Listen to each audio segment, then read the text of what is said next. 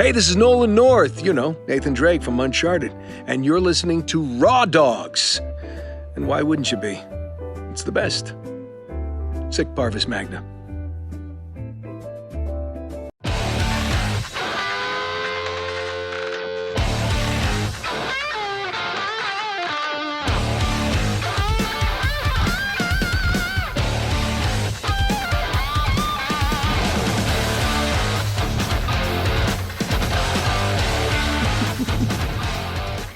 Hey everyone, Merry Christmas. Merry Christmas. Do you hear that? Oh my God. It's Santa. He's here. It's Kazama-san.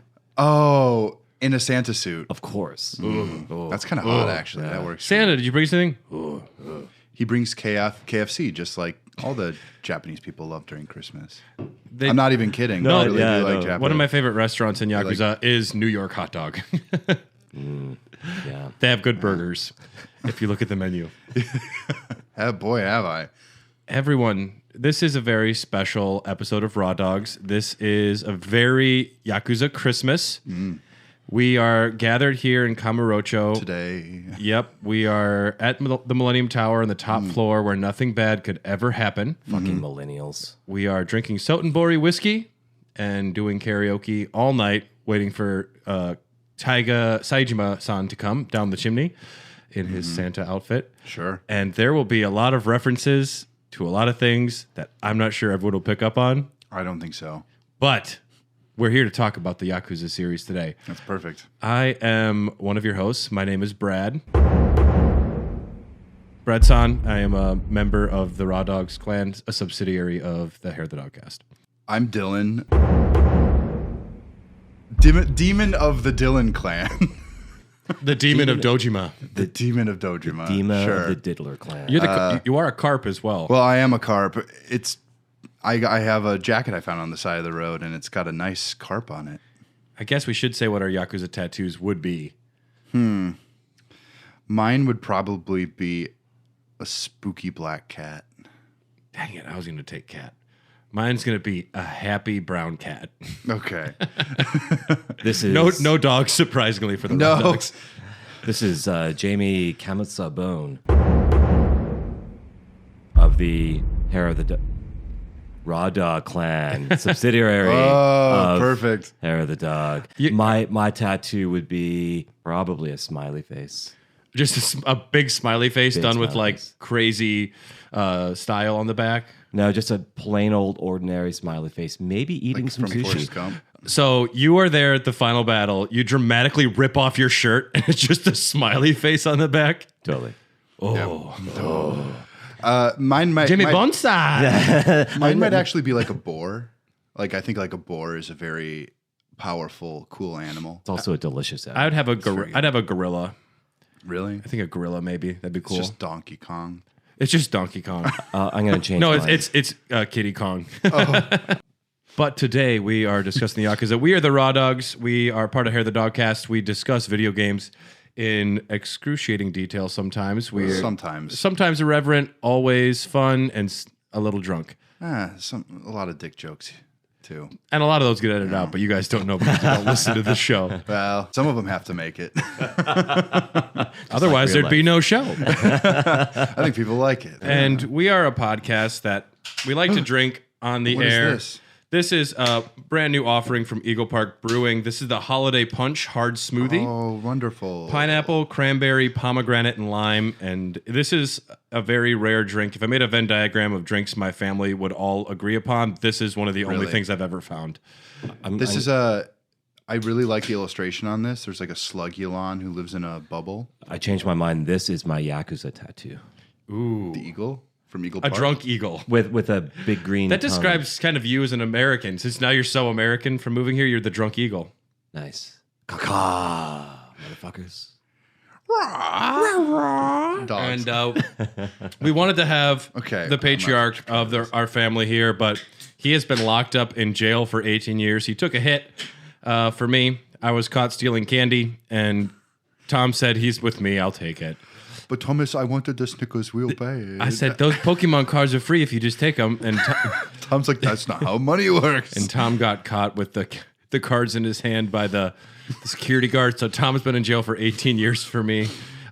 He should be out when we talk about Like a Dragon, hopefully. Oh, perfect.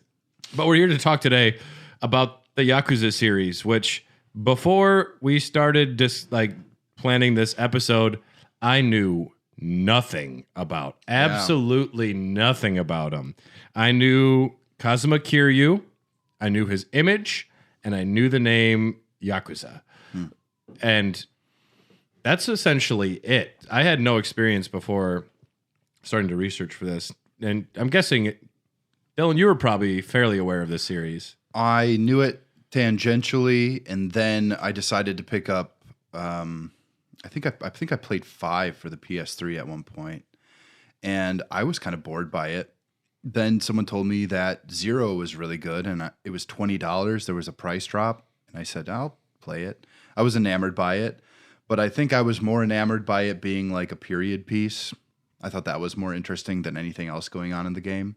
Though the beat 'em up, still pretty fun. It gets a little bit old after does. how many games are we talking about? Well, sometimes it's like random battles. You just run into people and you're like, I have to kick more ass.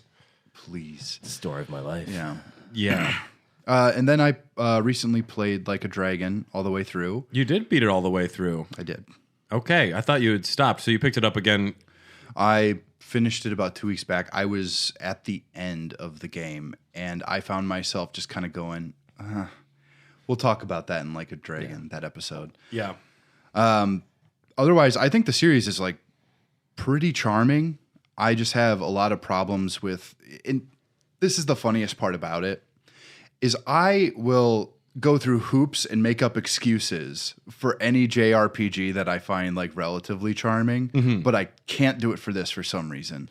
There are some things in this where I'm like, they couldn't have streamlined it, they couldn't have done something else with it, blah, blah, blah. But I keep coming back to this series, finding myself interested for maybe 10 hours, and then I say, well, I'm kind of done. And then I disappear, I fuck off, you know? JB, what's your experience with the Yakuza series? Really just coming down to I knew of it, never played one before until, 2 weeks ago when I picked up Kiwami. And I think you and I, Dylan, share the same sentiment. I think there's intrigue in the story, even though most of the stories, it's exactly the same story on repeat-ish. Kind of. The beat 'em up is fun. Playing the multiple games, you can kind of see the evolution of the fighting engine and what have you.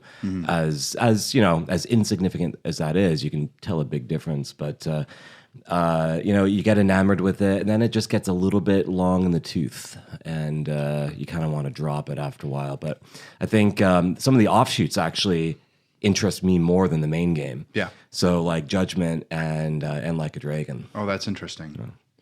I have yet to play Judgment.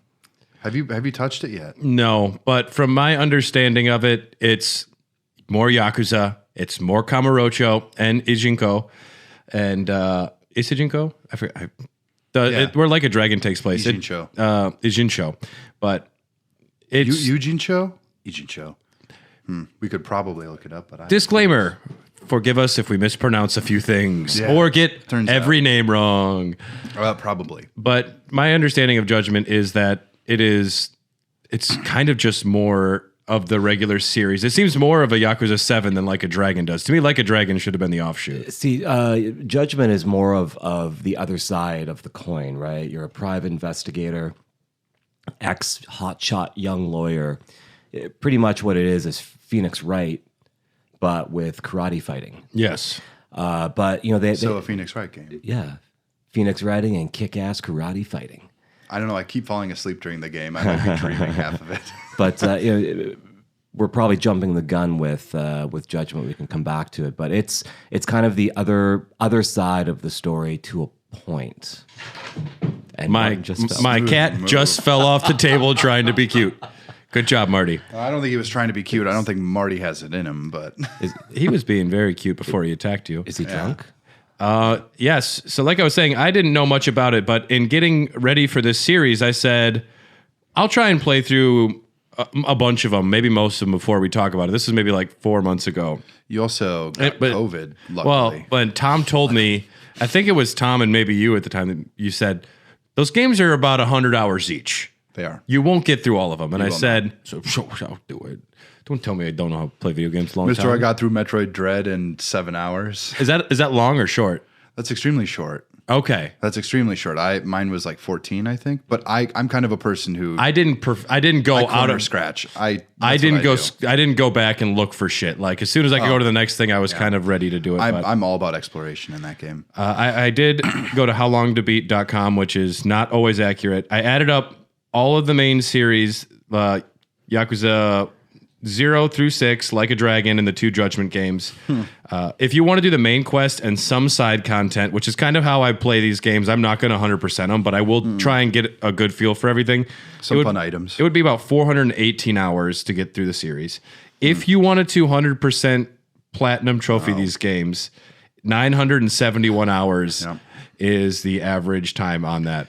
You'd be sick of video games after that. Oh, God. And there's someone doing this right now, by the way. I think a lot of this series, like you guys said, has an immense amount of charm and character, and there's so much to do.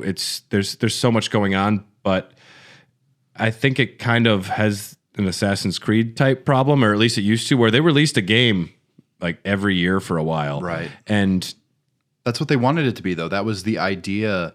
That was like the thesis. These are technically like River City Ransom style, like soap operas. It's the serialization of a video game. Just extend the story. But here it makes more sense because you're getting these snapshots. Each game is its own like story within the saga of like Kazama, and so it's like, okay, you're getting a story that might mean something to some people and might not to others, and it advances him in his life. That's maybe what I find most fascinating about it, because games don't do that. They like strong narrative opening, strong narrative ending, and concluding for the most part, unless the sequel rolls around and they completely flip the script. But yeah. Major thanks to Yakuza Fan on YouTube and the Patrick and Sirik Z on GameFAQs, because when I was doing my research for some of these older games, most of the sites I usually go to weren't useful. Yeah. To find a list of mini games for Yakuza 2, or like the original Yakuza on PS2, really, I had to go to GameFAQs, which I hadn't done in a while, and they had some fantastic facts on their FAQs. So just thank you for people that are still making GameFAQs, because that site used to be a very big deal to me, and it's still there. Doing 100%ed Final Fantasy VI. Yeah. Yeah. And there is an unique charm about someone's handwritten guide from somebody who just passion project. They're not getting paid to like slug along and just do it. So the best thing about GameFAQs back in the day is using characters and icons to create the logo. Yeah. That was always the coolest to me. I'm like, how art. did you fucking... It truly is. But before we get too much into Yakuza, let's talk a little bit about Toshihiro Nagoshi. We talked about him a little bit on the Monkey Ball episode. His personal life, he went to film school, so that's clearly shows in a lot of his work. It explains a lot of these games, by the way. It explains why it's all story and a little bit of beat 'em up and some side quests and then more story. Extremely cinematic. Yeah. Well, even the fights, especially when it hits like Yakuza 0, I feel like he finally hits his thesis on... Heat Action is just a Tarantino film. Yeah. Yeah. Extreme close-up curb stomping, stuff like that. His closest relationship was with his grandma. His father was in perpetual debt. So you can see some parallels with some of the characters that he has to work his way up. Father issues, fatherhood. Me too. All of us. But once he worked his way up to Sega, he returned to his hometown to repay all of his father's debt, only to find out his childhood home had been burned down. His grandma died in the fire. His mom went crazy, like kind of her brain turned off from the horror of losing her mom. And the dad was kind of maturing up a little bit himself after dealing with the trauma. So that's when he actually started having a relationship with his father and talking about caring for his mom at the time. And he paid off his father's debts, which honor and debt is definitely a part of Yakuza. almost to an insane degree. Kind of like it's like Bushido style, classic Japan type shit. It also could just go back to the great crime novels of all time too, because it's very much a crime novel, like drama style of story. Lots of twists and turns, but we'll talk about that in a little bit. After he made Super Monkey Ball, he wanted to learn how Nintendo works, so then he made F-Zero GX with them. F-Zero GX is one of the best racing games that's ever existed. Yeah, I mean, if there's one thing Nagoshi totally gets, it's arcade gameplay. Yep. Instantly engaging. Have you played it, Jamie? No. Oh my God, I wish I hadn't sold it ever, because now it's hard to find. Dude, that story mode, it's going to murder you. Nice. I haven't played it either. It's really hard. He would sum up the difference of Nintendo and Sega as Sega is more flashy and has a more lighthearted attitude when it comes to new ideas. He says if he had started working with Nintendo, he would have quit the video game industry a long time ago. Can you imagine Mario edition of Yakuza? That's what it would turn into. Luigi-chan. Mario-san, come over here. It's a me. It's a me, your future death. Actually, Kiwami 1 and 2, that'd be a perfect transfer to a Switch port. Yakuza, they haven't worked on Yakuza is on Wii U. Which one? Oh, fuck, I forget. Let me look this up real quick. And I thought there was already a Switch port. Or am I no, there are no Switch Yakuzas. Yakuza Wii U. All right. You can get Yakuza 1 and 2 HD for the Wii U. Huh. Okay. And I did see there... was that ever released it says in America? What it says, it said, real Yakuza use wrist straps. I did see that screenshot. A lot of those Wii U ports are garbage, though. I remember I got... my son, I'm afraid I'm going to drop my knife. use the Wii U remote to stab your friends. I remember I got Tekken for the Wii U, and it was garbage. Of course. Yeah. And actually, I see a lot of similarities between the Tekken series and the Yakuza series.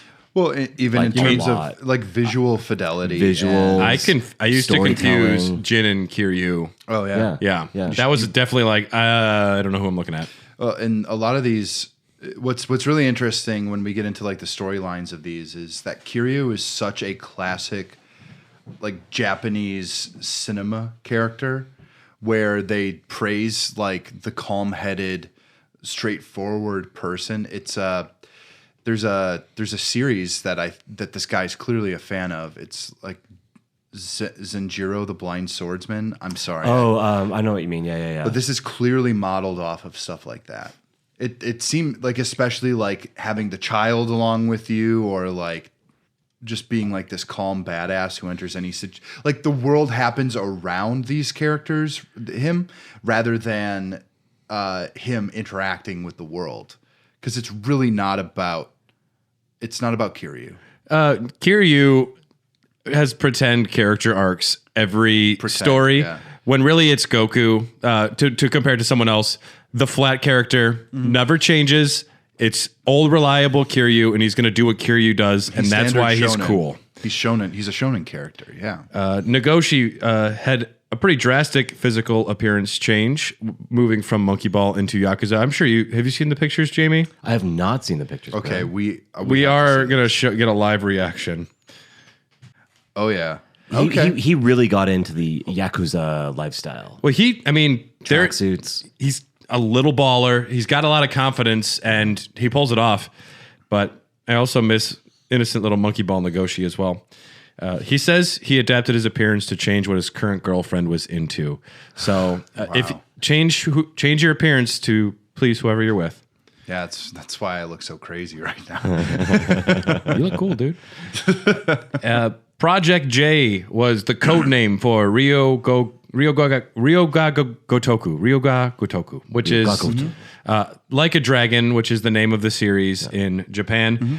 But Japan was, at the time, losing its relevance on a worldwide basis. They were having issues competing with the big budgets of Rockstar Games, EA, and Activision. So Nagoshi was in a strange situation. He had a team that was made up of game devs from all different genres, because Sega was trying to like unify into a few different teams to just focus on a few projects. in order to get them to form bonds and learn how to work together, he had a pretty serious policy of everyone had to go drinking together every single night. Wow. It's not a bad rule.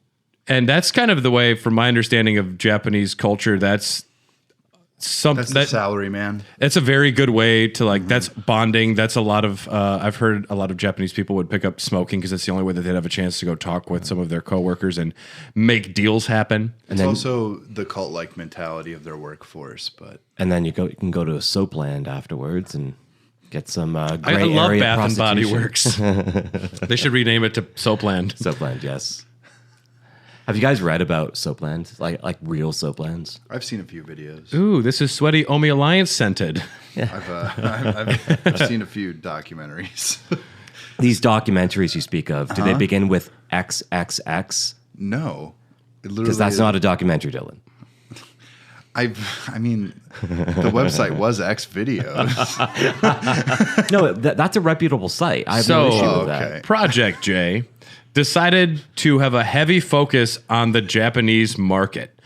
And then they also decided we're going to have a focus on the adult male side of that specific market, which seems counterintuitive. They said, we don't give a fuck about what the Americans want over there, and that we're not making a game for kids. We want to focus on something adult male oriented, because a lot of the people that grew up playing games are now adults and they're ready to have a more mature experience. And that's reflective of a lot of what was going on in the time. Like Grand Theft Auto 3 was taking over everything, and people were ready for more mature stories at the time.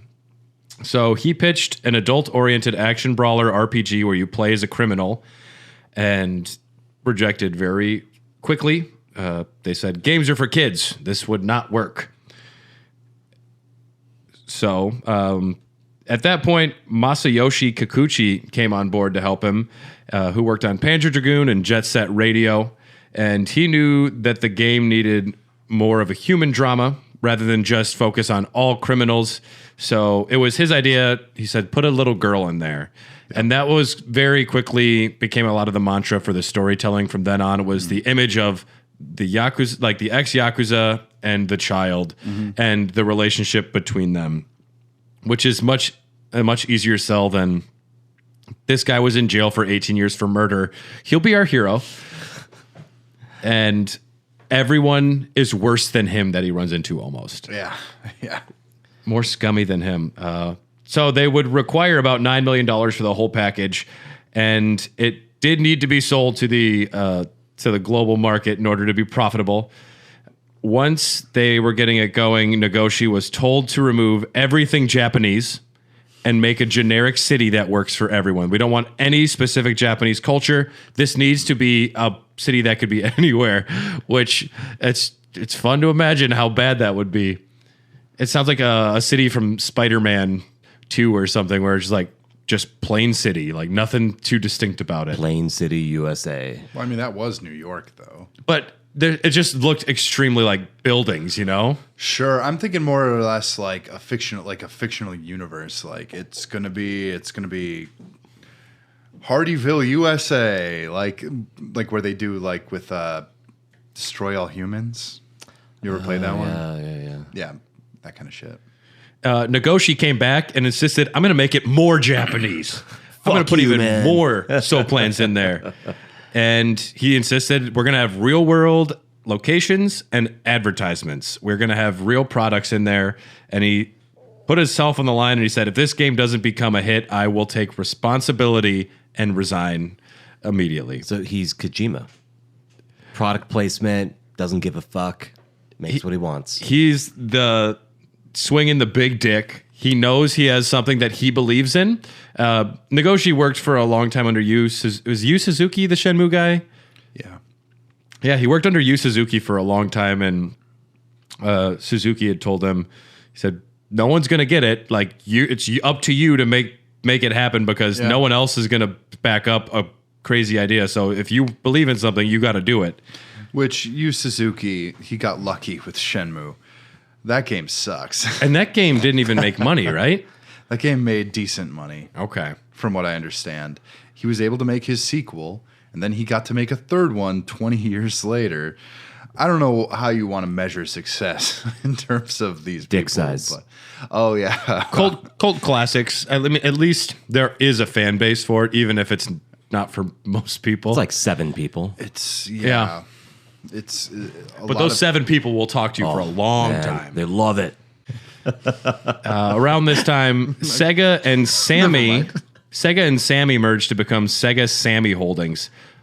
Do you know anything about this? I wasn't familiar with Sammy. No, I don't know this. Sega Sammy Holdings. Yeah.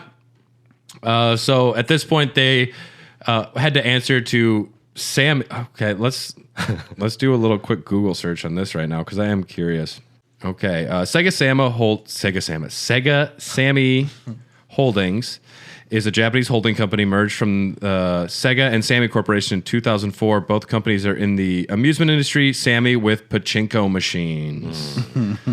Okay, but when they merged, they had to kind of show a concept reel, a sizzle reel to the people from Sammy to show what our company's up to, what we've been working on. And Nagoshi snuck in a pre-production concept footage that he was not allowed, not given permission to. He put it in there. And the people from Sammy were like, what the fuck is this? This looks pretty good. And a lot of the other people in Sega's like, you're fucking putting us on the line. You're a bad egg. Except they probably said something different than bad egg. Like, what a jerk. Yeah. What a bad friend you are. Nagoshi-san. You're a bad egg roll. That's wrong on so many levels. Oh my God, we did it. I did a Brad joke. I finally did. That is the joke of the episode, everyone. Dylan's done a Brad joke. Do. And Oh so, man, yeah, the new owner and CEO, Hajime Satomi, saw this footage, and it's he was not even Japanese. No, that's my point, bro. I know. Oh, casual racism. I love it. It's like adding that's a spicy meatball into the Yakuza series. They were joined by another creator at this point in Sega, Masayoshi Yokoyama, who is the planner for Jet Set Radio. He tried to transfer out of Amusement Vision and get into Sega Sports R&D because he thought Project J looked like shit. Kikuchi heard this and immediately canceled all of his meetings, confronted him, and said, "Why are you leaving?" Because they had worked together, and he's like super pissed that his buddy was trying to get into sports games. And it was Yokoyama that pitched the character drama rather than the focus on the crime. So they had a pitching session where they had a lot of different creators in there, and he was the only one that came in. He said, "This character, young girl," and he did like a character board where he said, "This is how they're related." And he was the only one that didn't have any reasoning for the 1 billion yen that went missing. Was it 1 billion? 10 billion? 10 billion yen. 10 billion yen. He was the only one that didn't It's about focus. $10 million. Yeah, he No, didn't it's like- say anything about the missing money. It'd be 100 million. 88 million. He pitched a love triangle and said, "I'll figure out the money later." And Nagoshi thought that was way more interesting, focus on the characters rather than the plot. Get interesting people and then figure out the rest later. So he was given the scenario for the game, despite never having written one and reading less than 5 novels in his life, which is a fun fact. That Sounds like my life right there. yeah. That's most people, though. Like, think how many books that they told you to read in high school did you actually read? I read a ton of them. If there was a movie version, I would just get the movie. I wouldn't be a sucker and read Spark it. Notes. Yeah. I definitely didn't read The Grapes of Wrath, but I got the highest score in the class, which is something I'm very proud of. Did you copy off the class nerd? No, I got Spark Notes, and it said here's like everything: the theme, the plot, the main characters, Yeah. inciting incidents, and those are all those That part's true. those flavor questions they ask on tests. Like, what was the inciting incident to get this character out of there? Burger King, foot lettuce. And I flunked my test on Grapes of Wrath. I thought it was about winemaking. Yeah. There Angry was wine. that one I Love Lucy episode. So you've watched that. That was my research. The ending. I watch- And the then ending- Ethel and Lucy stomped the grapes. Needless to say, Ricky wasn't pleased. Then Lucy stomped the grapes. And one of the problems that Yokoyama said, Grapes of Wrath, grape feet. as they were writing the game, as he was working on the scenario, it was becoming chapter based. We said the problem with that is every chapter needs a villain, a boss, Sure. and you feel the need. Well, if you fought this guy here, you can't have a lesser villain. No. You got to keep going bigger the whole way up. Once the story was finished for the first game, it was submitted to Hasei Saishu, who is a very well-known crime novelist in Japan. He responded with, "What the hell is this? It's so stupid." Nice. That makes my day right there. That's seriously just the 2 notes he had, and he sent it back. I love that. Yeah. He said the game lacked any sense of realism. He insisted on a hierarchy and research. The character of Date, who is the detective, he originally wasn't given that certain rank. He said if this character was in this job class for so long, he would at least be up there. You're not focusing on how the hierarchy of the Yakuza work. You need to do your research. If you're going to have things set in a certain location with certain character types, Especially contemporary. especially existing things. you're trying to give a flavor of the culture in a location, and if you haven't done your research, it's going to show so hard. Yeah.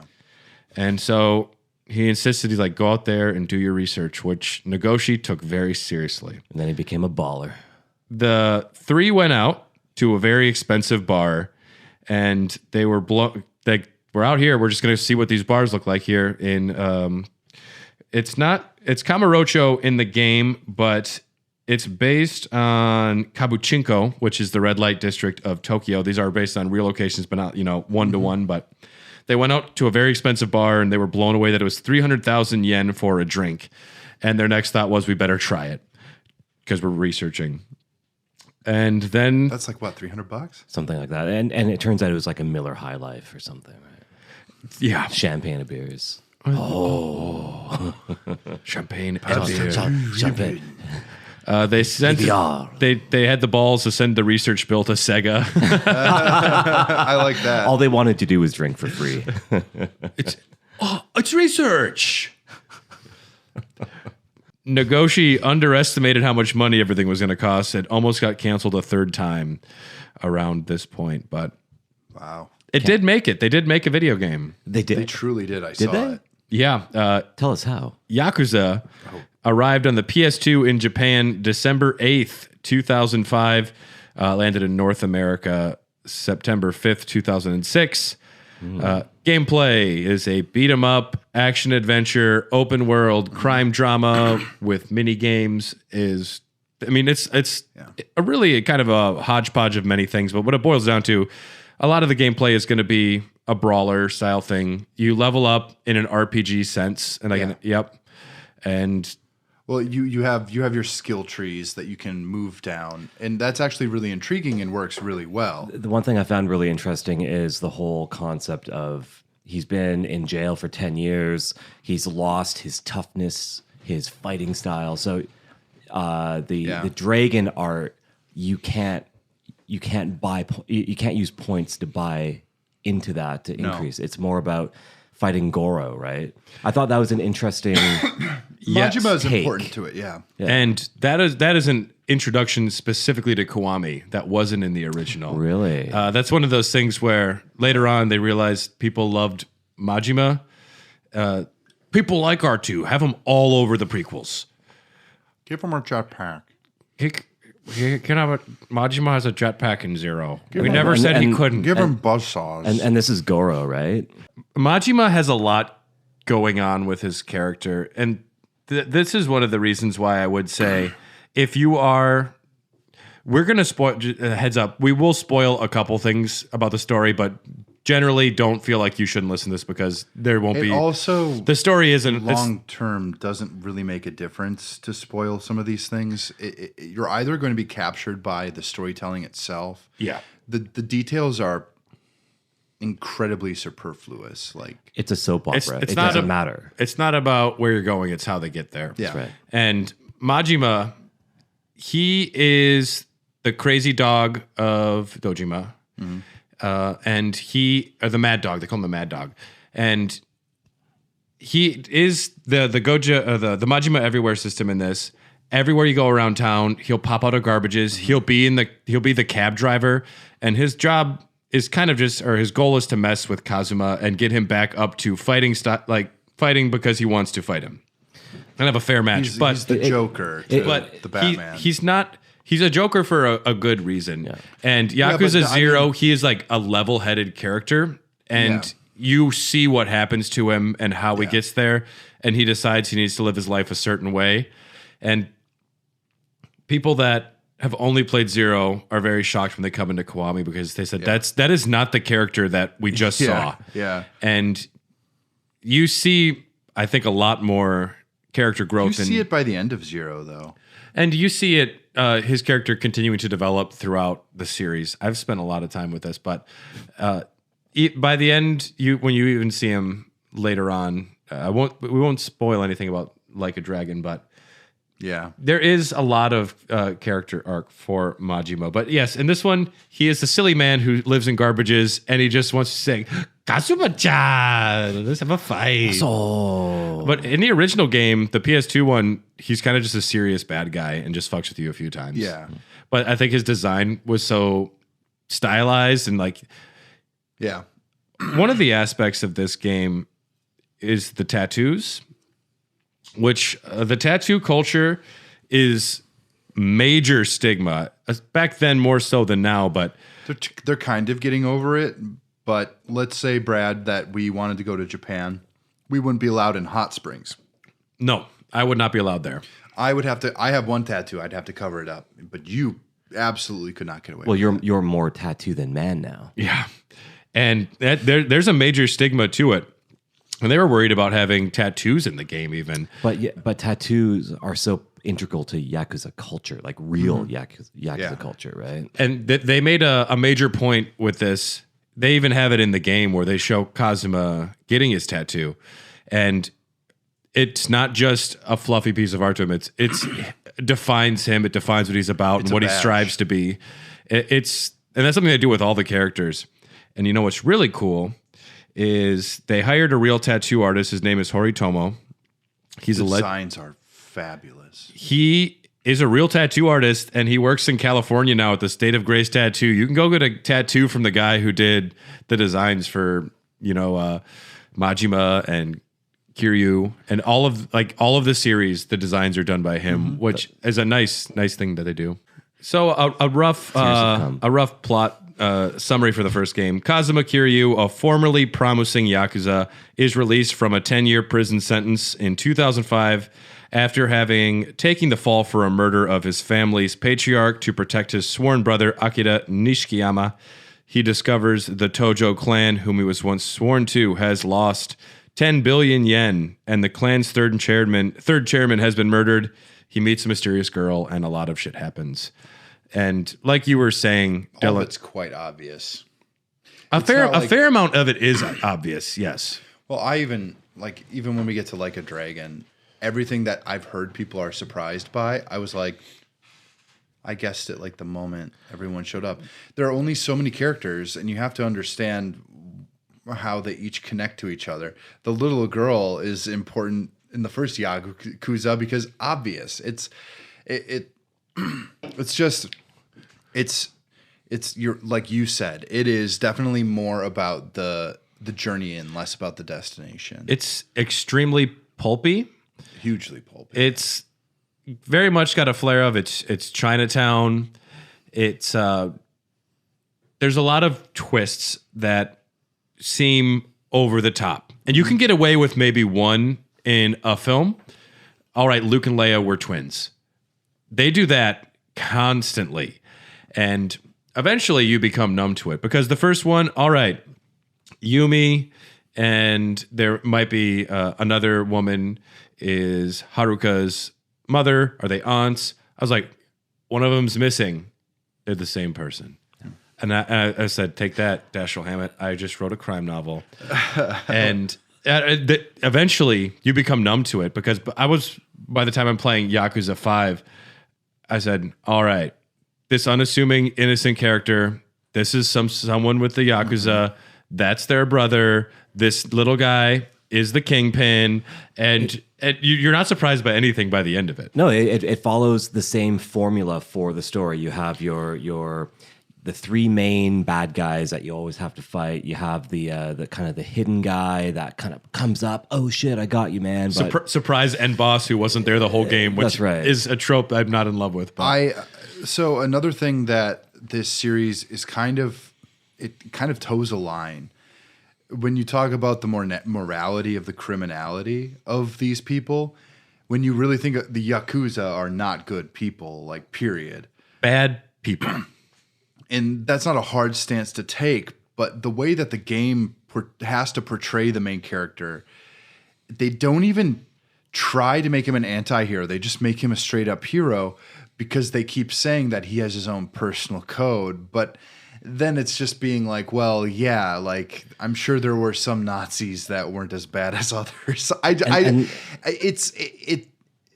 It seems to me like they had to do it. They had to make him sympathetic. It wouldn't have worked any other way. But I don't think they towed that line very well. But that's the thing with knowing that this guy, like the creator, got his work shot down by the famous crime novelist and what have you.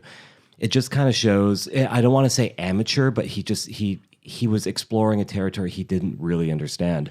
So to the point of, here's the template for the story. But you understand what the Yakuza does. That's right. I'm gonna make as many story arcs as I can using the same template. Even looking at the offshoots of the main Yakuza games, all of the protagonists share that same characteristic. They've taken a hit for a friend. Noble idiots. But I would also argue Ichiban and Kiryu couldn't be more different. They're different, but they're both noble idiots. I would disagree. Yes, they're noble idiots. Ichiban is I want to be the tough Yakuza guy, but you know what? I grew up on these streets, and I want to make sure that these kids are protected and this woman is protected. Right. I'm not going to collect from you. He has the heart of gold. I could concede that Ichiban's a bit of an idiot, but I won't say Kiryu's an idiot. He is one of the aspects. He's a meathead Chad. One of the aspects of this. I love him, but he's not. Well, no, he's a man out of time. He was locked up for 10 years, and a lot of his character is people coming up to him and talking about stuff that is kind of foreign to him. And Kiryu is a charming character. Oh, he is. Which I agree. I think it's an awesome part of how these games are written is that they do make him work, because you have the video game character of the quiet guy who always catches the punch and does the right thing is not interesting. And to make his character lovable and distinct, and when you see him, you get excited. That's more difficult to do than you'd think.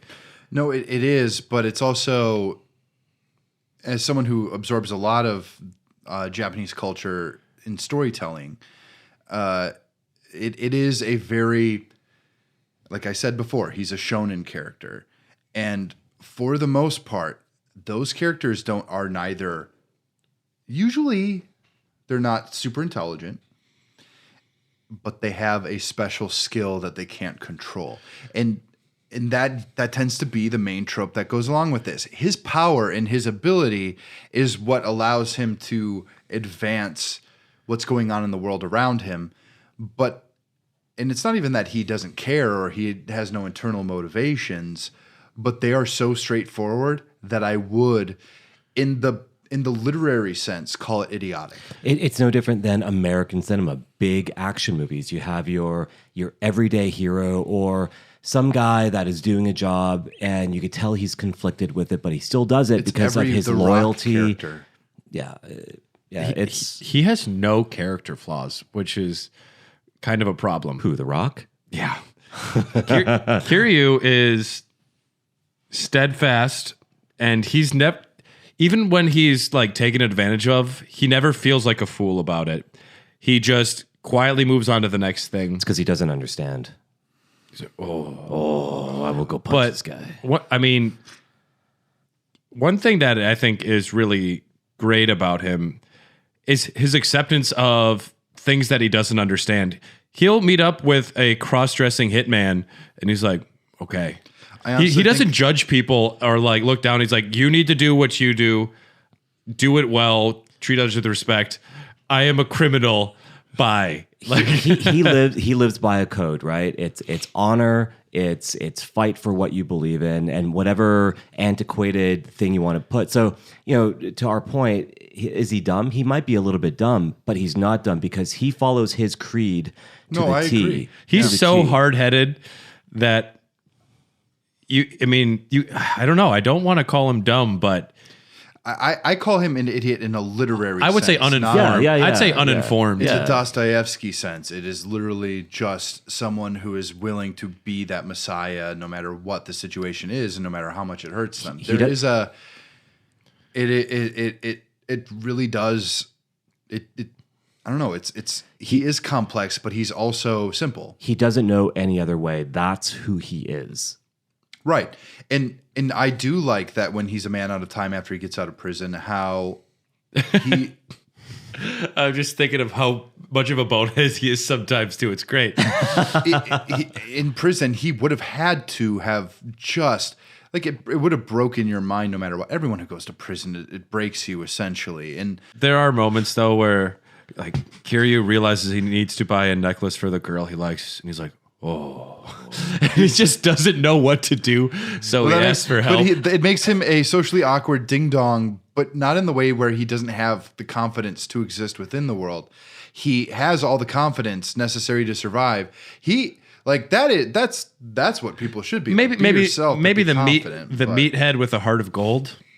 Yeah, but then I would also claim that noble idiot could be a synonym for that. It's one and the same, guys. I just like that he has his own catchphrase now. And there is another aspect of these games where the story, the main story, serious drama, characters are making decisions about life and death, and then you go play pocket circuit racing for 10 hours in the middle of the drama. I love slot cars. It's like, I know that Haruka's missing, but can we go do karaoke for an hour? And we're going to talk a little bit more about some of the mini games and other aspects after we take a quick break. Enjoy some karaoke music from Yakuza. We'll be right back. Oh. ダメだねダメよダメなのよあんたが好きで好きすぎてどれだけ強いを避けても歪まない思い出がバカみたい And I had to laugh because the whole end fight was literally mash X. That's a good excuse to talk about the combat system. Oh yeah. It's pretty classic beat 'em up. So I didn't play the original PS2 one or the original Yakuza 2. I did play Yakuza 3 Remastered, which is going to be essentially the same game but dolled up a little bit. But the game's combat works sometimes. Sometimes It is an evolved River City Ransom. River City Ransom is the template for this because it is the earliest version of what this game could be. Have you guys ever played the River City Ransom? Is that like the first side scroller beat 'em up? It's not the first, but all of the elements that you see in Yakuza can be found within. Pick up items. beat Beat people the with shit items. out of them. Yeah. Just waves of people. You can go to restaurants and they help boost your stats. Okay.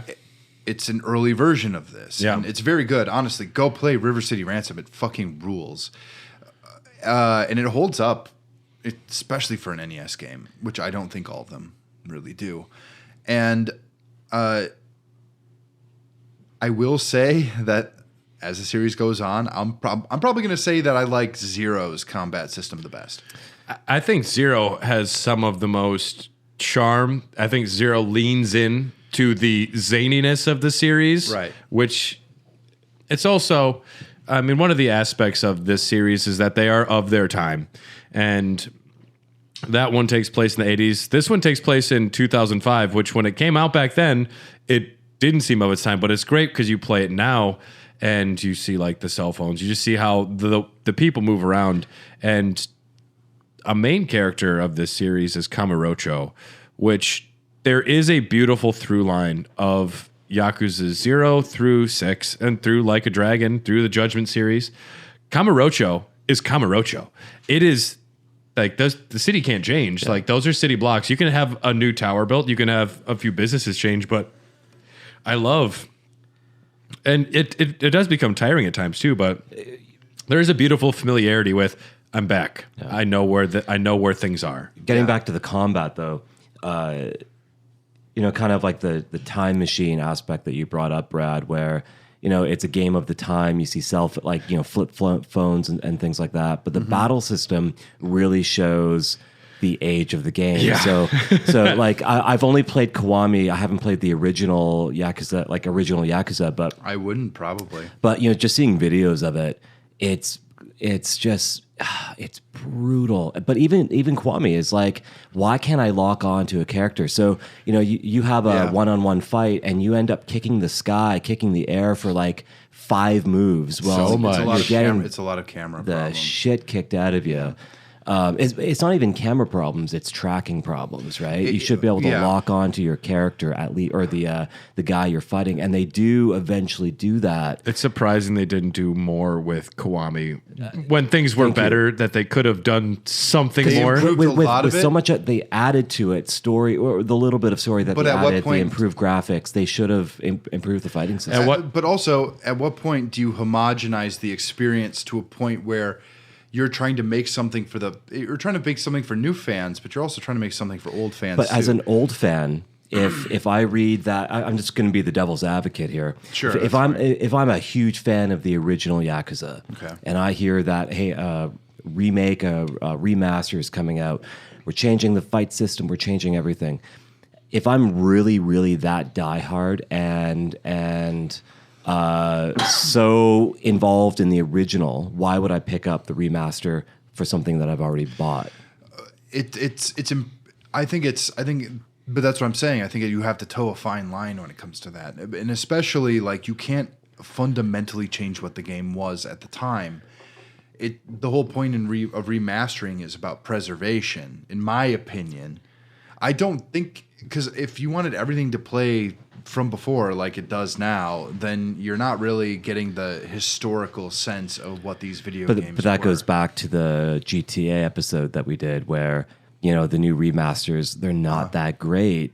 So what's the sense of them other than a cash grab? So you know what I mean? Like, no, but if you're going to do it right. And they literally could have just up-resed and thrown them out. And I don't think the hate would be nearly, because those games still play. Most Rockstar games play like dog shit. But. Oh yeah, like Yakuza. Comparing Kiwami to the original, it looks night and day, so much better. Right. Like beyond belief. That's undeniable. The game is more than just a remaster. It is a remake. It is. Right. It's absolutely gorgeous.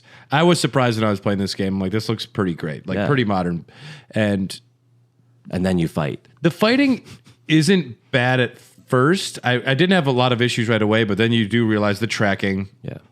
And all right, I can see Dylan's argument. We're preserving, but the fact that you still get to that first Shimano boss fight, the one that takes forever, After and the funeral, they don't tell. I didn't know. I was doing something wrong. Everyone does. The number of people I read online that said, I quit then. I didn't get it. What was I doing wrong? Google searches like crazy. And a lot of them said, you're not really doing anything wrong. Do better. Yeah. And it wasn't in a pleasing Dark Souls way where I see I'm missing like an element of his attack. I need to counter better. It's like, nope. You need to do that repetitive shit where you can just chip away at his health. If you happen to get the right upgrades earlier, you can have better attacks, but they don't tell you to do a lot of that to get ready for it. You're not going out of the way to grind before this. You're not supposed to grind that early in a video game. A lot of it is also knowing the right fighting style to use for what character. So that's the challenge, and that's the learning curve. But if they just added a simple, hey, right click your thumbstick, just to track, it would have been so much better. I had a lot of trouble adjusting cameras and making sure I was facing the right direction, because once you connect, it connects well. That's right. But you have to be in the right position to do it, and I felt like I just wasn't doing that well the entire time. Yeah, I mean, I love that whole entire sequence, and I'm literally playing this game, and my ex was there, she's like, why is this fight having like, why is this taking like 10 minutes plus? And I'm like, I don't know. They haven't taught me any new mechanic here. There's nothing interesting happening in the fight. And why are you punching it's behind early you? game, but it's also early game, and you don't have a lot of skills. Your combo system isn't up.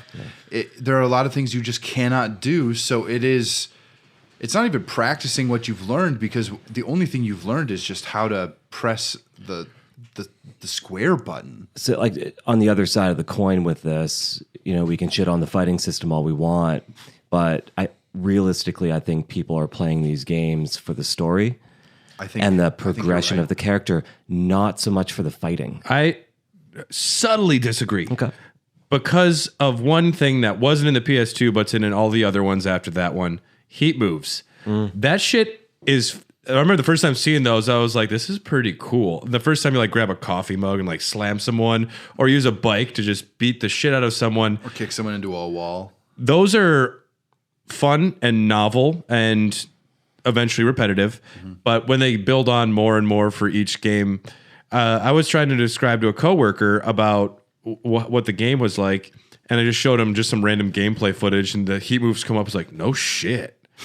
And yeah, I mean, and it's one of those things though where a lot of those classic beat 'em up games of this time and even before or after, I find the combat to not be the draw.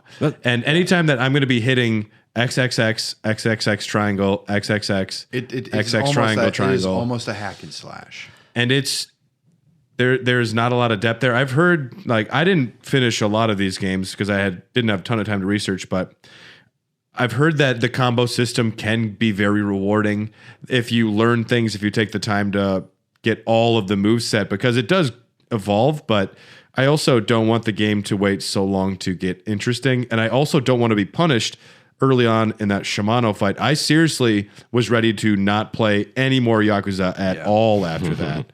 It was like, we're doing a very Final Fantasy VII Remake Christmas. And then Dylan would have quit, and it was all because of Shimano. So thanks a lot. I could not talk about fucking Cloud Strife anymore. I cannot do it. But I mean, it's also... there's also just aged game design. They could have changed something about that fight, made it a little bit easier. Lock on the person you want to fight. That's all they needed to do. But no, it's not even about whittling it away. It's about respecting time, and it's about respecting your energy. You could have made that game or that fight just as hard by even like lowering his health gauge. Because I think that was a fight you were meant to win anyway. Video games want you to win at the end of the day, for the most part. Other than the very first time you meet up with Goro, where I learned I was trying so hard to beat this guy, and then I finally realized, you know what? You're not supposed to. I'm not supposed to win. And as soon as I realized that, I enjoyed that encounter so much more. It doesn't happen often to me, but a couple times in my life I've gotten to a point in a video game where I said, oh, this is one of those where I have to lose fights. And then when I don't, like I wasn't supposed to lose, and I die, and I was like, okay, I didn't know something going into this. And you can argue maybe poor game design, but fuck that Shimano fight. And this is the last time I'm just going to say it, but the fact that they had something that obtuse and poorly explained killed all momentum. And momentum is an issue for these games a little bit too. Yeah. Like I was mentioning earlier, the story is serious and time sensitive, urgent, very dramatic and melodramatic with over the top plot twists, which you can get away with once or twice. By the end of the series, I'm numb, but something else happens in these games where all of a sudden you are running cabaret clubs, you are helping a naked man find clothing, you are bowling enough to be able to unlock a chicken to be a manager for your business. And it's great because all of the story for the game, the main story, is written by one team. And then all the sub-stories are like, all right, everyone else just go have fun and do what you want. And the tone is crazy. And it's, I think, where a lot of Kiryu's character really shines, because you can kind of become the character. He would go do pocket circuit racing. He doesn't go gambling, or he does go gambling. Or it's just the tonality of the story and the pacing gets fucked. That's a really interesting point you just brought up, where, clearly it's separate teams doing different side quests or like zany stuff. And I find that can be an issue with some games. This is a sidebar. You can edit it out if you want, but Persona 5, No. Persona 5 is a game that I actually wanted to discuss and compare with Yakuza. Great. So my comparison will be the lack of cohesiveness. I didn't so much find it in Yakuza as I did in Persona 5, but to your point where, clearly there's different teams going on with different side quests and what have you. Persona 5, all of a sudden your button combos change out of the blue for certain aspects of the game. And I've seen this in other games as well, where all of a sudden, you're pressing X for 75% of the time in the game, and you go to a side quest, a little sidebar mission, and all of a sudden, that's not the button you need to press for that exact same move. There's a lack of communication between game design teams, right? I mean, I suppose, but it's also, but a mini game is a mini game. It is its own separate thing. Like, it is not the main mechanic of the video game. The reason I wanted to talk a little bit about Persona 5 is the unapologetically Japanese nature, like the culture of the game. Yeah. Which is something that I'm so happy that with Yakuza, Nagoshi said, fuck you, harder. Yeah. We are going to lean heavy into, this is how people relax. They go to karaoke bars. This is the food you would eat. This is how the nightlife works. We're not going to say that hostess clubs aren't there. They're there. And it's important to acknowledge these scenes, like the part of the nightlife, because it exists. And to think that other people in other parts of the world wouldn't get it is, it's understandable where the businessmen are coming, like why they, no, financially doesn't work. But they had a lot of issues bringing Yakuza to America because the first game had a very questionable dub, and I'm not sure if it's bad. It's not good, but I think there's a lack of faith in people wanting to see more culture, and it's so much the experience to me. Well, you want to know what's so funny about even like the idea that people are like, well, people don't want to see brilliant, unfamiliar worlds, and I'm like, dude, like look at a Final Fantasy game. People look at Avatar. People are literally looking for that escapism, especially in America. Like they play fantasy games just to hear Glib Glob Slade the King, Slade Glorbulon. Exactly. And so, like, the fact that you don't respect your average person enough to be like, oh, I can see how there's a real life parallel to this, or be like, I can understand this based on another thing. I just think, I think all executives are fucking criminal pieces of shit. We focus tested the game, and 2 people said they don't like boobies, so there's no boobies allowed in the game. But are they were really then going to be killed. able? But are they really going to be able to imagine the babies? The babies, can you imagine them in your head? Can you see them jumping? Listen, is there a Z? This guy. Okay. You're in charge of the scenario. Oh shit. Something that was also nice is that they do have a lot of the like adult content completely optional. If you don't want to go to hostess clubs, don't.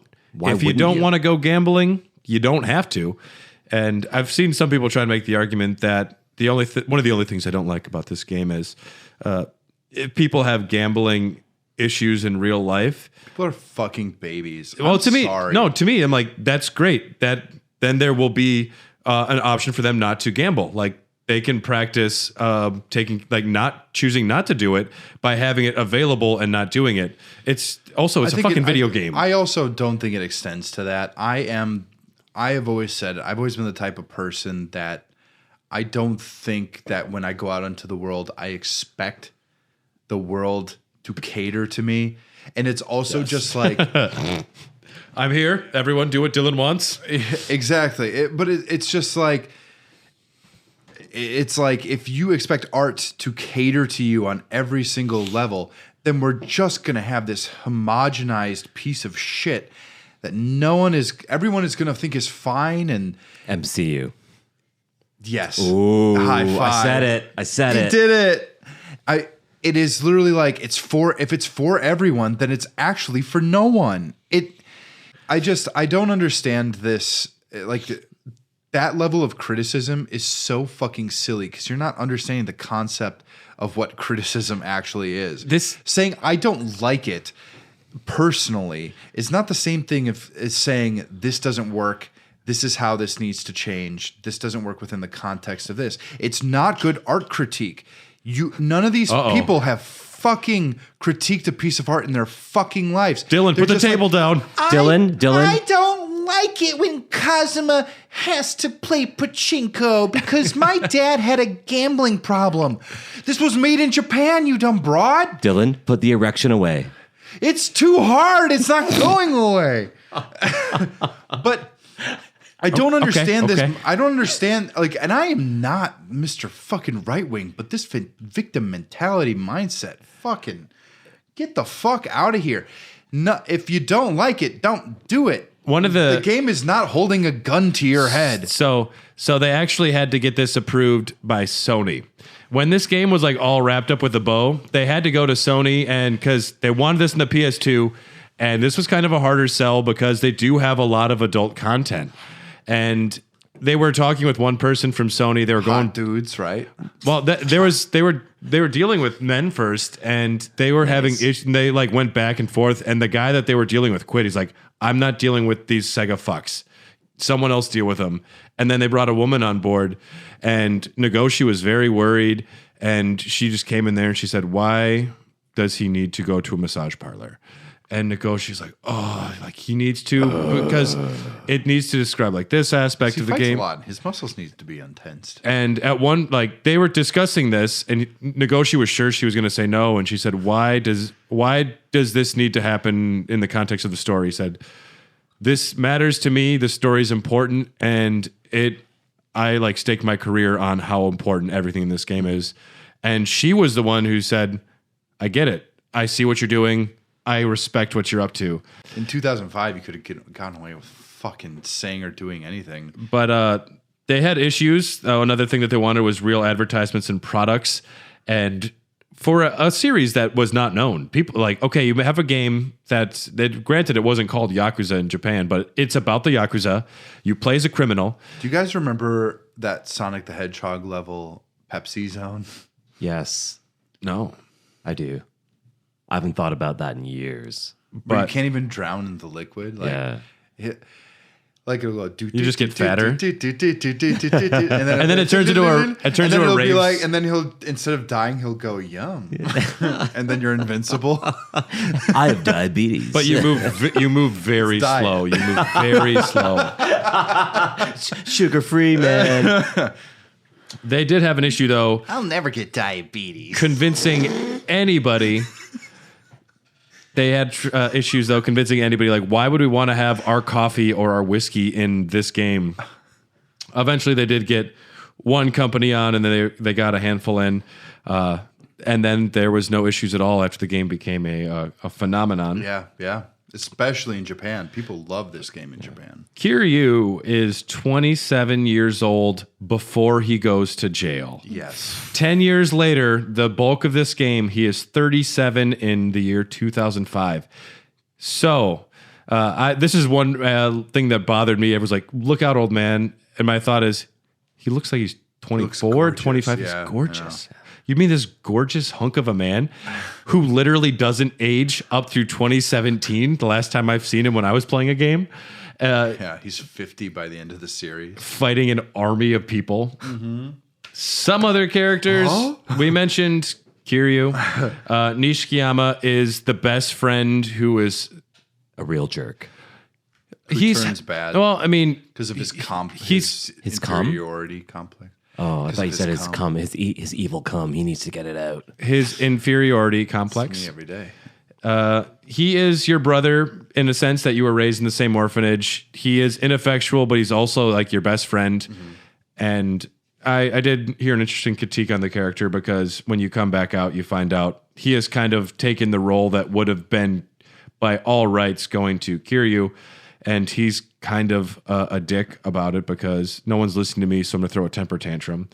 But Nishikiyama was protecting the sister character of yours, like Yumi, and he kills a man who is the patriarch of the family, and Kazuma takes the fall for him. And I've heard some people make the argument that I think it's got to be incredibly frustrating that not only is Kiryu better at everything, it wasn't even your decision that Kiryu takes the fall. He comes in and takes the fall for you, leaving you there feeling like a jackass while Kazuma's locked up, giving you even more of a problem.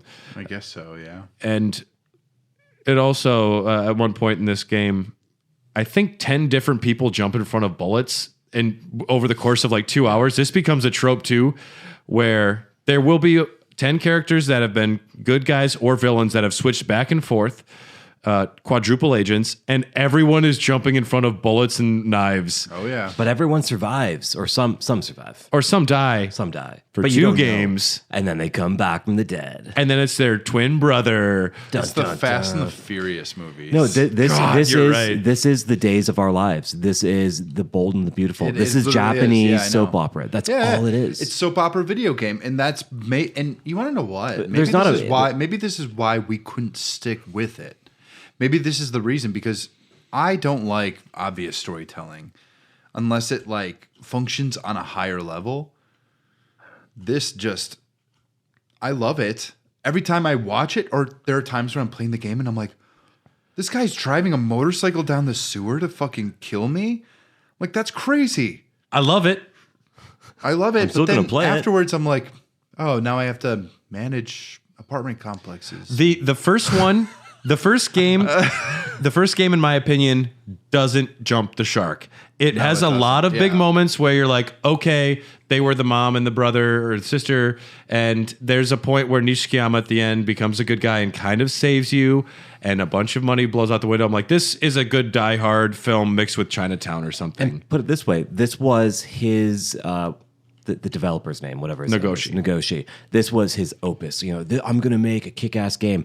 He probably had no idea that they were actually going to greenlight a sequel, right? Well, and So throw everything that you have on the table. and the fact that it became very quickly a series, and the second one, at one point of the game, you think you're going to the headquarters of the enemy. The entire 3-story building splits in half, slides open, and a golden tower, 3 stories, emerges out of the ground. And it's like, you're in another territory now. You went from this is just kind of really pulpy melodrama to we are in another universe. Well, and they actually took it to its logical conclusion with Like a Dragon, because that game is very much centered around it's focused on symbolism. It's focused on the unreality pairing with reality. But we'll talk about Ichiban's mental issues when we get to that game, because there is at least sort of a logic to why he sees things differently. Of course, yeah. Whereas He's autistic. Kazuma's just different. I actually, that's why I like him as a character. He's definitely fucking autistic. This is actually a great segue for my next point. Americans are dumb. What? I know, right? No way. They said, I heard we're the smartest. they said, this beautiful game of Japanese culture that we lovingly created, Americans aren't going to get it. Let's have a dub done. Let's have some other voice actors brought in. And It's me, Kazama Kiryu-chan. Akira-chan, what are you doing here? they went in heavy. I'm gonna fuck you later, but first I'm gonna beat up these guys. Okay, I'm just going to wait That's over my here best and bend David down. Hayter. It wasn't too bad. They went all out for this. They wanted to have a lot of cult actors. They have Michael Madsen, Really? Mark Hamill is Majima, Eliza Dushku, Rachel Lee Cook. Not as big of names, but names you know. It's a 90s or 2000s Eliza Dushku and who's Rachel Lee who Cook are who's really who good, of though. She was great as Tifa in Final Fantasy VII Advent Children. She's all that, if you know what I'm talking about. Oh Eliza shit, no you Dushku? didn't. Rachel Lee Cook. She was dilly dally shilly shally. She's dilly dally shilly. No, that's Mina Savari. Oh, Because Mina Savari is Aerith. No. Tifa says dilly dally shilly shally. Well, Aerith also says it when he's having his memory upper. They both dilly dally. Where does Troy or who does Troy Baker play? Troy Baker plays guitar. Haruka. He plays Haruka. The guitar. He is the guitar. Watch me play it. Another very No. gross thing that happens though, because the American voice actors are good. The script is fucking bad. Yeah. Well, They tried to Americanize it. Well, they literally anytime a character is perturbed in any way, they say 10 F-bombs. All the time. Every character just swears I constantly. like that though. That's funny. It's Swear words are cool. Tarantino was very big at the time. And then a bad motherfucker wallet out of nowhere. Like, Haruka drops a bad motherfucker wallet. Yeah. And they did do some name changes to help with our tiny brains. like Tim and Steve instead of Karoko-san. Yes, and Kazama Timmy. live it out to me. They also prematurely released the trailer with scratch takes of the voice acting, and it sounded. It was kind of like that Mummy trailer that got leaked early. Yeah, that's great. And I love everybody, Brendan Fraser. not that one. That one's classic. But one of the reasons that the game kind of didn't do well in America is because a lot of people were criticizing the voice acting only from the trailer when it wasn't supposed to be released at all. What did they have to compare it to, though? They had the first God of War. They had Imagine Party Babies. that definitely wasn't out yet. That wasn't out yet. No, that was still in the incubator inside of some brains. Nice plug. Incubator. Imagine Party Babies. So I do imagine the party. one thing that is beautiful about this game is the mini games. The original PS2 didn't have as many, but there was still a lot, and then Kiwami has a bunch as well. Like you can go to the batting cages. It also made me realize that Space Harrier is a very bad video game. Yes. I think it's so great that they include a lot of Sega arcade games, and I don't want to play most of them. Outrun is good. Yeah. Outrun is still a good video game. So I have a job where I deliver products to people. I'm never gonna say where I work. If you know me, you would know. But Who does Sam Porter Bridges work for? Bridges? Yep. Yeah, of course. Sam Porter Bridges. I'm just saying. I'm not saying you work for them. Oh, there we go. Yeah. Yeah, perfect. I work for Bridges, and I went to a Euro place out in the middle of nowhere, and they call him the Euroist. Yeah, I love Outrun. Outrun. And they have an Outrun. They have a classic Outrun there, and the guy who's training me for this route, I just said, I just have to play one round of Outrun. I put 2 quarters in and I fucking played. He's like, wow, you're pretty good at it. It's taking a while. I said, okay, let's go. You're pretty good. It's been a minute. And Dylan's like, Outrun. Whenever I go up to an arcade game, Manual transmission. whenever I go up to an gotta do arcade that. game, I go Simpsons Arcade. I always say the title of the arcade game, And then they say, sir, please get out of the Chuck E. Cheese. sir, you're scaring the children. I want 2 rat pizza. Mommy, why is that man so weird? I'm a simple man. When I see a claw game anywhere in the wild, I'll play it. Much like you saw the Outrun machine. It's like, I gotta play it. Yeah. And the first time I saw you, like, I was exploring Yakuza Kiwami. First time I just Sega, go right in the door. Saw a claw game, immediately went up to it and played it. I think it's charming. It's fun that they do have distractions, little things you can do in the world that really give you a sense of time and place. It's the cool thing about it is that it's absorbing you through the mundane aspects of normal life, because you see these shops in these places. The world is so dense, whereas I feel like at the time you only had San Andreas to compare it to, which American games are focused on distance and length, whereas they're focused on like condensation. Condensation? What the fuck are you talking about, bro? I'm a simple man, dude. No, they're in Japan. They're more focused on creating a more crafted world. The world around you is more condensed. That's what I meant to say. No, I know what you're saying. I think it's a sign of the times and the way the Japanese made their games, right? Whereas This America, also might have been a game ahead of its time. yeah. Well, and okay, you want to say ahead of its time. Open world to Americans mean I can shoot anyone and I can drive to the mountain. Yeah. Right. And everyone at the time when this came out said it's like an open world Grand Theft Auto game set in Tokyo.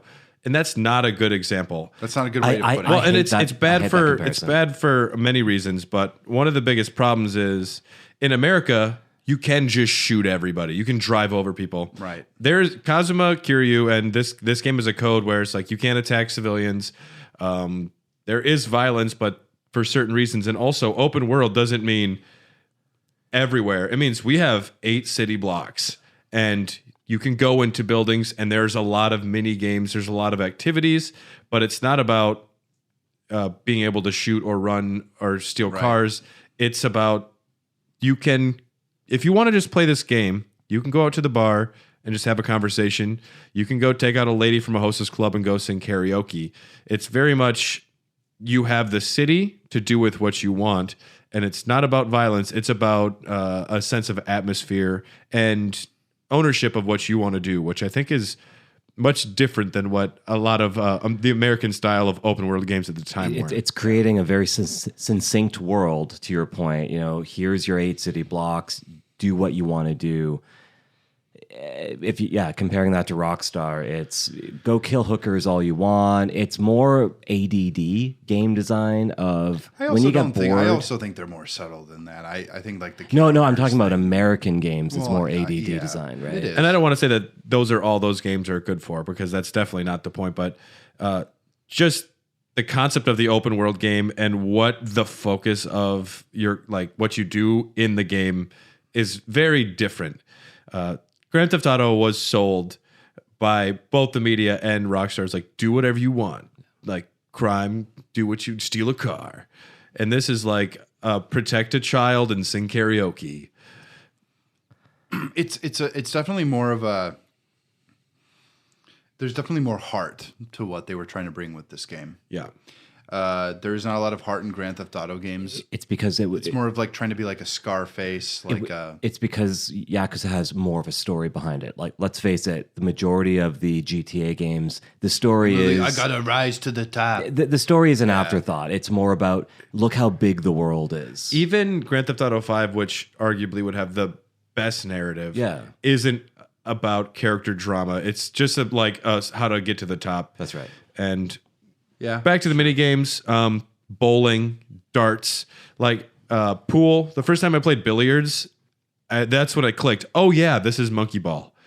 This is just the same game, and the mini games are a huge aspect to what you can do in Yakuza, and the longevity of the games too. There is a reason after you beat the main story, you can go into Premium Adventure, which, all right, you beat the game, all the story is now out, and you can just go do all of the side content you want. No holds barred, have fun. And not enough games offer that where, oh, you missed something in chapter 3, it's open now, just do it. Instead, go back to start the game over, go to chapter 3 if you want to get all your sub stories or whatever done. Halo Infinite. Don't know much. All right, we have time for I've been playing it all day. It's fine. one more little we have time for one more little segment. It's called Dylan Describes Japanese Terms and Names. Okay, go for it. What do I have to do? Anaki, Brother, bento, lunch. chan, A suffix at the end of a name that implies some level of familiarity, usually associated with women. kanji, It's the simplified form of their writing. kun, Kun is usually male associated, and it implies a sense of familiarity. pachinko, It's a game with balls and pegs. san, San is a term of general respect. senpai, It is basically your superior based usually on age or rank. sopland, So planned is a Ooh, clearing the throat over here. No, it's essentially a place where you can get lubed up, and they will give you massages, but also you can have happy endings. Mawashi Gary. Not familiar. Roundhouse kick. Oh, okay.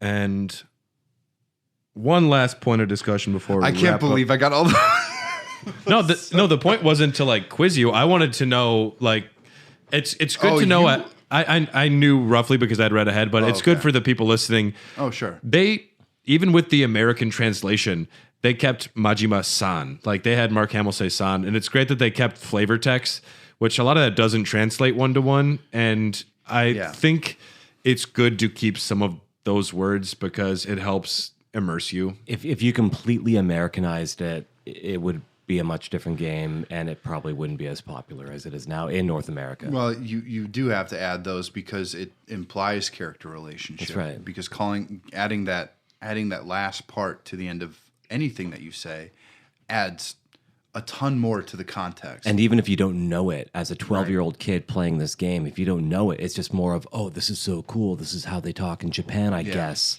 Yeah. And it's at least it's a bit of exposure to a different culture. Right. Yeah. And one of the things that happens in way too many of these games, you go to the top of the Millennium Tower, you fight 5 people for reasons you will find out just then instead of over the previous 50 hours. And inexplicably, money will fly everywhere at some point. This game was a success. This game did make money. It was more successful than they had anticipated. Greenlit a sequel immediately, and such started the dominoes falling of, we have the framework, we have the gameplay, we have the city. All you really have to do is freshen up what you think needs the most polishing and add a story. Following the same guidelines as the first story. They use different tropes, but it's not always a love triangle. It's not always a lost child, but it is going to be extremely tropey, pulpy, and Kiryu will be Kiryu, but there will be a new bad guy that will become a good guy. There will be many betrayals, and someone will jump in front of a bullet. But I think it's all the stories are batshit crazy in different ways. They do different things plot-wise, but when there's a baby in a locker, you best believe something's going to happen. For sure. Yeah. That was a fucked up moment. And even that one, everything about what was happening in that game, I'm like, my eyes squinted immediately. I was like, Dinkelberg, what's Majima-san? What's going on here? I don't know. You get very numb with the Yakuza stories to an extent because, all right, this guy allegedly killed 18 people. I don't think it happened, and they will explain it. But that's my point, right? Like it's to your point, Brad. You know, you can add some flavor, like the kid, the lover, what have you, the love triangle, but essentially it all boils down to the 3 bad guys, the hidden bad guy, what have you. So I'm not saying it's a bad thing to have that template because obviously, hey, they made 6 games plus 3 offshoots now. It is the storytelling level on some degree of wrestling. I think that is an accurate thing. It's very poetic. I just don't like the term a template. I think it is. That's fair. I think the theme and the tone and like the concept of family, of betrayal, of honor, and as Kazuma is so insistent on, like staying true to yourself. So in other words, if you're gonna be a transgendered hitman, be the best. But it's not wrestling then. It's Fast and Furious. It's Fast and Furious. It's professional wrestling. It's Game of Thrones. It's River City Ransom. It's Monkey Ball. It's a little bit of everything. And I love it when II shows up in the Battle of Millennium Tower. Well, II is in Yakuza Kiwami in UFO Catcher. Yeah. No, the first thing I do is catch Baby right away. Baby's your favorite. And you can sell them for money, or you can just look at them in your inventory and be happy. And you best believe I was very happy. But we're going to be coming here to the end of this first episode, which we pretty much exclusively talked about the first one. In the next episode, we're going to roundhouse power kick through 0, 2, 3, 4, 5, 6, Kenshin, the other one, 2 PSP games. The other one. There was another exclusive, Dead Souls. Well, we're going to do it fast. We're just going to kind of go over a lot of the releases. There's not going to be, we don't have to discuss at length anything. I think we got it covered. No, we talked about the first game. We have to talk about what the series trajectory is. I guess so. Yes, but if you're listening to this, this is out before Christmas. And if that means something to you, Merry Christmas. If it doesn't, keep being who you are. Stay true to yourself. Go do some karaoke. We, the Raw Dogs, love you. What the fuck ever. Happy holidays, whatever your holiday is. Yeah. As long as it gets you through these dark nights. But thanks so much for listening. If you want to have more Raw Dogs content, you can like and subscribe to Hair the Dogcast here. Write us a review if you want. We're on Facebook and Instagram, Hair the Dogcast. We are on Twitter at Hot Dogcast. And by all means, reach out if you have any thoughts on the Yakuza series. We'd love to hear them. And we will be back in 2 weeks to discuss the rest of the Yakuza series. So look forward to that. And we'll see you next time. Arigato gozaimasu. Arigato gozaimasu. Yakuza is a